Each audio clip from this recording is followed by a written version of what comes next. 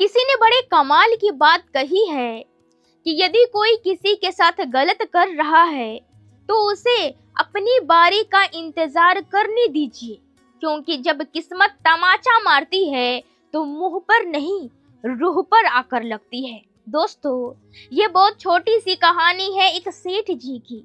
बहुत अच्छी कहानी है, ध्यान से जरूर सुनिएगा। एक सेठ जी जो अपने शहर से दूसरे शहर गए हुए थे बिजनेस के किसी काम से। उनके पास बहुत सारा पैसा था, बहुत माल था, खजाना था, इसलिए वो अपने साथ 3-4 बॉडीगार्ड को भी रखे हुए थे सुरक्षा के लिए, ताकि रास्ते में कोई लूटपाट ना हो जाए। जब वो अपने नगर पहुंचे तो वो सोचने लगे कि मैं यहाँ से अकेले ही चला जाऊंगा। मेरा घर कितना ही दूर है, बस थोड़ा ही दूर तो है। मैं यहाँ खुद से अपने घर तक अकेले जा सकता हूँ, बस थोड़ा ही दूरी का बात है। और मैं यहाँ पे पहरेदारों को अलविदा कह देता हूँ रास्ते में। सेठ जी मन ही मन सोच रहे थे कि यदि मैं पहरेदारों को घर तक ले जाऊंगा तो भोजन करवाना पड़ जाएगा, और शाम का समय भी है। शाम का समय था, डिनर का समय था, और सेठ जी कंजूस भी थे। वो सोच रहे थे कि मैं यदि इन पहरेदारों को अपने घर तक ले जाऊंगा तो खाना खिलवाना पड़ जाएगा, इसलिए वो रास्ते में ही पहरेदारों को अलविदा करना चाहते थे।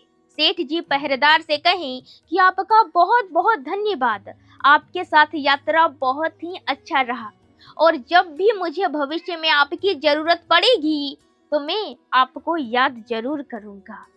आपने मेरा साथ दिया, उसके लिए बहुत बहुत धन्यवाद।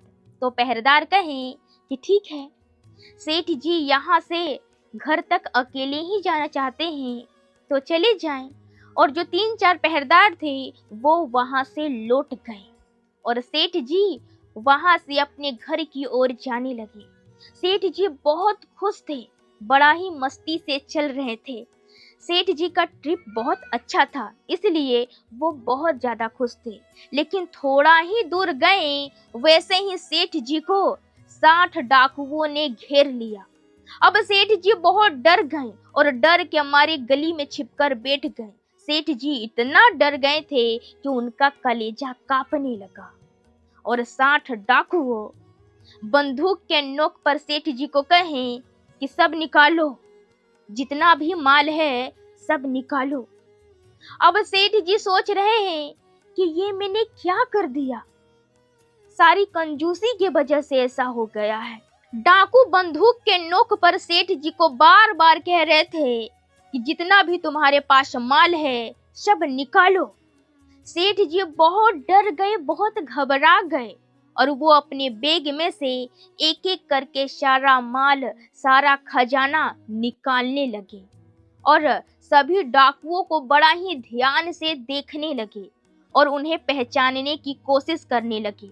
तब सेठ जी को 2 डाकू का चेहरा पहचान में आया।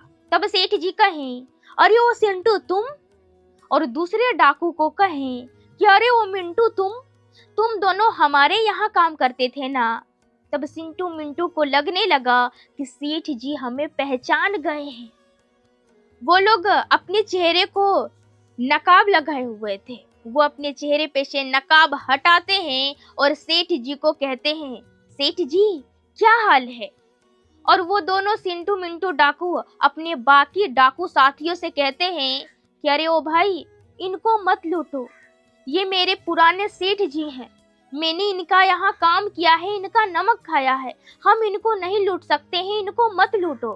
तो बाकी डाकू साथी कहते हैं कि अरे वो पागल वागल हो गए हो क्या, दिमाग खराब तो नहीं हो गया है, कितना मुश्किल से शिकार फंसाया है, हम लूटेंगे ही। तब वो सिंटू मिंटू डाकू अपने बाकी साथी डाकू से कहते हैं कि ऐसा मत करो, हम किसी और दिन किसी और जगह पर किसी और को लूटेंगे, इनको मत लूटो। वो दोनों डाकू अपने डाकू साथियों से बहुत रिक्वेस्ट करते हैं। बहुत ज्यादा रिक्वेस्ट करने पर वो 58 डाकू मान जाते हैं और सभी डाकू वहां से चले जाते हैं। और सेठ जी भगवान का नाम लेते लेते अपने घर तक पहुंच जाते हैं। जब वो अपने घर तक पहुंचते हैं तो सेठानी जी सेठ जी से पूछती है कि कैसा रहा यात्रा। तब सेठ जी कहते हैं कि यात्रा तो बहुत अच्छा रहा, लेकिन अभी गुजरे 5 मिनट में फेल हो गया। वो सारी बात सेठानी जी को बताते हैं कि कैसे कैसे 60 डाकू हमें घेर लिया था और हम कैसे कैसे वहां से बच गए। सारी बात बताते हैं कि हमारे घर के बगल में ही चोरी हो जाता, लूटपाट हो जाता मेरे साथ। सारी बात बताते हैं। तब सेठानी जी जो कही है वही इस कहानी का सार है, जिंदगी का सार है। सेठानी जी कहती है कि जो वो 58 डाकू थे, 58 थे वो कर्म के थे, और जो वो 2 थे वो धर्म के थे। उन्होंने हमारे यहाँ काम किया था, हमारा नमक खाया था, हमारा साथ दिया था। जो धर्म के थे वही आपको 58 से रक्षा किया है। दोस्तों, बहुत छोटी सी कहानी है। हमारे जीवन में भी हर घंटे में 60 मिनट होता है और 58 मिनट कर्म के होते हैं, काम कीजिए। और 2 मिनट, बस मात्र 2 मिनट धर्म के लिए निकालिए, अपने आत्मा के लिए निकालिए। भगवान की भक्ति कीजिए, भगवान का ध्यान कीजिए और अपने आत्मा को बस 2 मिनट में शुद्ध कीजिए। 2 मिनट अपने अंतर आत्मा के लिए निकालिए। ये छोटी सी कहानी बस यही सिखाती है।